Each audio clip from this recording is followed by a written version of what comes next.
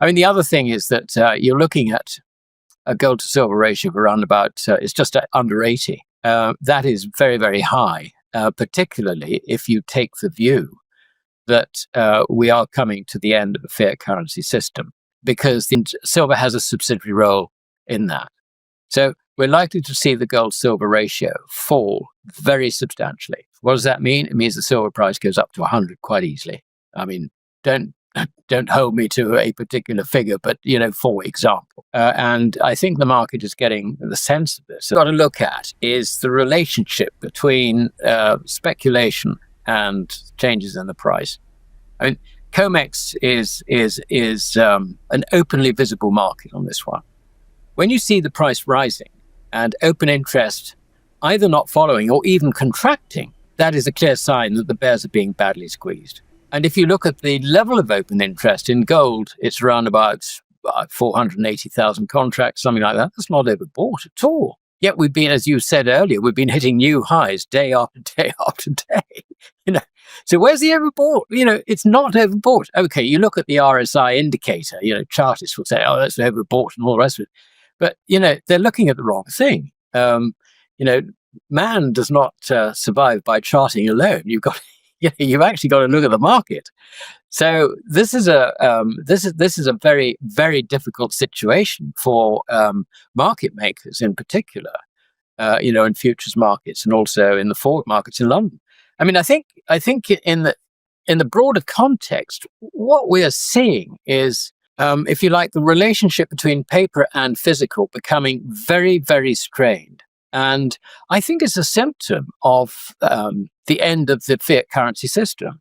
We are beginning to see that the fiat currency system is in huge, huge, great difficulties. Of that, there is no doubt. And fiat currencies don't last forever. They've always got a limited span, and they always collapse, and they always collapse in the same way. They collapse basically because there's just too much debt. The debt just mounts up and mounts up. I mean, the whole point of a fiat currency is you can issue the thing, without constraint. So obviously it gets issued without constraint. So that means there does come a point where the fiat currency can be no more. We've seen, every collapse of a fiat currency is really from that sort of, from the overloaded debt, the accumulation of debt. If you like, the dependence of governments on issuing yet more and more currency. Basically, the shortage of silver has built up over a long period of time. I mean, if you look at the Silver Institute's estimates of supply and demand, you can see that it's been supply deficit for the last 5 or 6 years. And it's in supply deficit this year.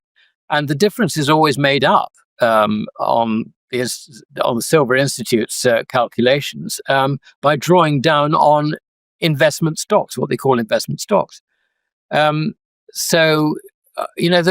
We've come to an end of that.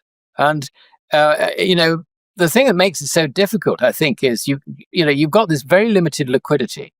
The vast majority of silver in the LBMA vaults is actually for silver ETFs. You look at the big silver ETFs. I mean, basically that accounts for most of it. So the liquidity is actually very, very low, what's actually available. So what we see is authorized participants, as they're known as, the big banks, if you like, who will be listed on SLVs, for example, prospectus. What they can do is they can sell SLV stock for physical. So what they're doing is they're going out and they're borrowing silver, SLV stock, from pension funds, insurance companies, whatever, wherever they can get hold of it, and paying a huge, great premium to do it. And actually, it's that there isn't any supply of SLV stock anymore, but they then sell it into the market for bullion and then deliver it, and they're left with a short position.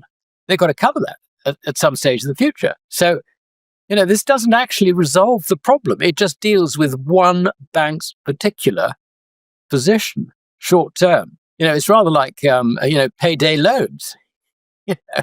You run out of money, and you've got the bills to pay, and you're not going to get paid until next Thursday or whatever. So what do? You go out to payday lender and you pay 120% or whatever the figure is to finance your position for 3 days. That's all they're doing. So this is just storing up continual trouble in the market. I just don't see how this one can really be resolved, because the problem is that all this is going into secure hands. I mean, people are hoarding the stuff effectively.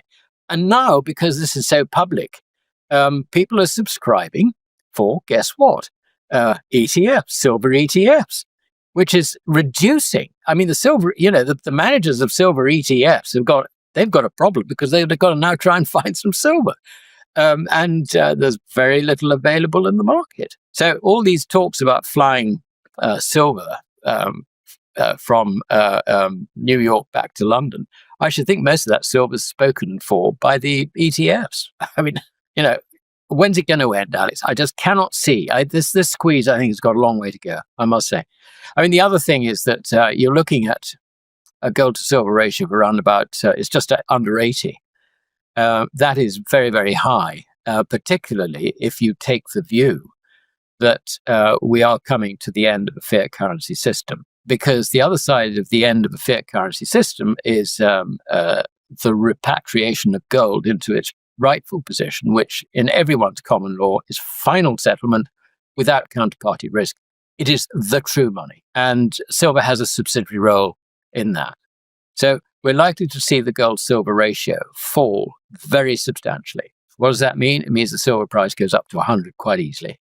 I mean, don't hold me to a particular figure, but, for example. And I think the market is getting the sense of this. And certainly for private investors who feel that they might have missed the gold boat, having maybe taken profits at $2,000 or $2,070 when you remember that was the top of the trading. Let's put it that way, because what we're seeing in the markets at the moment is a squeeze on lack of liquidity. It's very obvious in silver. It's less obvious in gold, because you're not getting the high lease rates and backwardations between London and New York.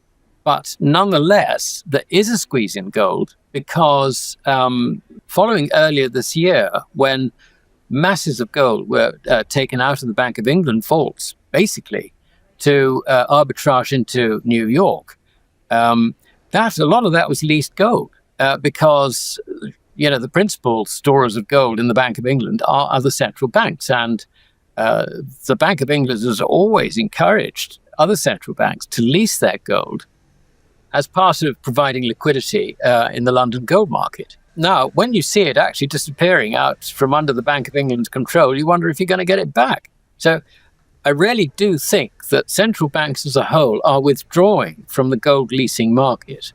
Now, this is very important, because it's been leased gold, which has been hypothecated, rehypothecated, rehypothecated to keep the whole system, sort of swimming along. And without that leased gold, we're going to end up with a bit of a crisis. And the other thing which I was sort of thinking this morning, Alex, is that we've had problems in the past in the bullion markets, but they've never been publicly aired, if you like. Only sort of well after the event, you hear that so-and-so had to be rescued or whatever. I mean, I can't remember that there was a bullion bank way back in Eddie George's days. And I'm going back to, I think, sort of very early 2000s, when he had to sort of disappear off from a meeting or from smoking a cigarette outside the Bank of England.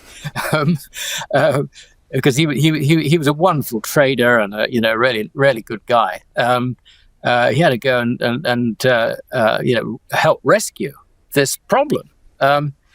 This just doesn't happen now. I mean, we just don't see it. But suddenly, yes, we do see it.